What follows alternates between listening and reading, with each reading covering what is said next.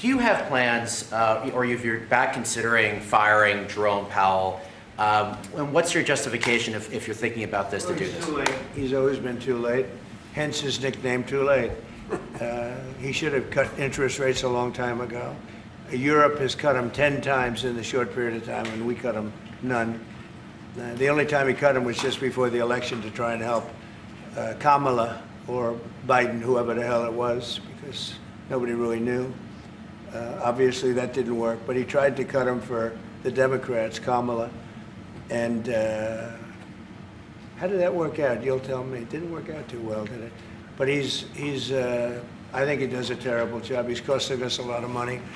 And we fight through it. It's almost, the country's become so successful that it doesn't have a big impact. But it does hurt people wanting to get a mortgage. People want to buy a house. He's a terrible Fed chair. I was surprised he was appointed. I was surprised, frankly, that Biden put him in and extended him, but they did. So, no, we're not planning on doing anything. We're very concerned. He's doing a little renovation for $2.5 billion of the Fed, building a renovation, and they have a close to $900 million cost overrun. And it's a shame, but the biggest cost overrun is the cost overrun for interest rates, because we should be paying 3 points lower, and we would save $1 trillion a year in interest if that were the case. And all it is the stroke of a pen. And that goes for his board too, because his board is not doing the job, because they should try and rein this guy in. So he's doing a lousy job, but no, I'm not talking about that.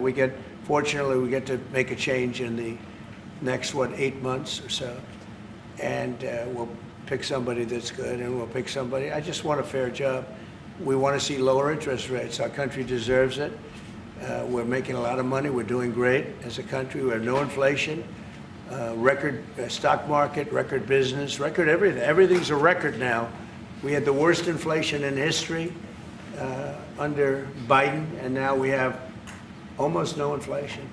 We've done a great job, and we should have the interest rates cut. So you were saying the other day that Scott Bessent, you're so happy with him at Treasury that he's not your top option to replace Jerome Powell whenever that may be, whenever you decide what you want to do with him. Scott's doing a very good job. I'm very happy with Scott. Is Kevin Hassett on the top of your list? Kevin's somebody would consider. Kevin is fantastic too. We have a lot of good people for that job. It's not a tough job, to be honest. Assuming you're smart, it's not a tough job. If you're a dummy, then I guess it's a tough job.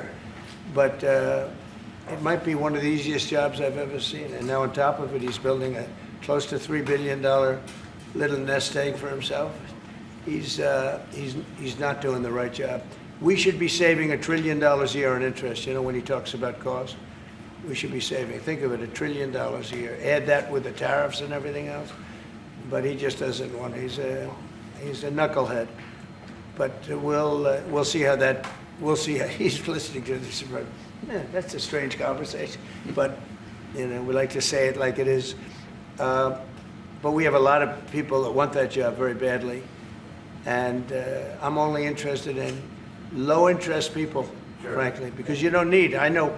So they had the 71 different economists and people experts that they picked about a month ago. I was the only one, along with one person from maybe the Wharton School of Finance. The two of us got it right. 69 people, including Powell, got it wrong. And he wants to hire thousands of new people to help him decide where we're going in the future. It only takes one good mind. It doesn't take 5,000 good minds. So they're expanding the Fed. It's the dumbest thing I've heard of. But it's very autonomous. Just to follow up on that, sir, are you completely ruling out the idea of firing Jerome Powell? I don't rule out anything, but I think it's highly unlikely, unless he has to leave for fraud. I mean, it's possible there's fraud involved with the $2.7 billion renovation. This is a renovation. How do you spend $2.7 billion? And he didn't have proper clearance, et cetera, et cetera. So that's going on. So there could be something to that, but I think he's not doing a good job. He's got a very easy job to do. You know what he has to do? Lower interest rates. Is this a letter are going to fire him? Have you drafted a I letter? haven't drafted a letter. So you didn't show a letter to Republican lawmakers last night? No, I talked about the concept of fire him. I said, what do you think? Almost every one of them said I should. But I'm more conservative than they are. Mr. President? No, we talked about it. In fact, we had 11 of the 12 people here yesterday, for a very big bill having to do with crypto, et cetera, and other things. And all of the votes are going with us, every single vote. But during the conversation, when we were talking about it, I asked, what would you do about that? They all said would fire him.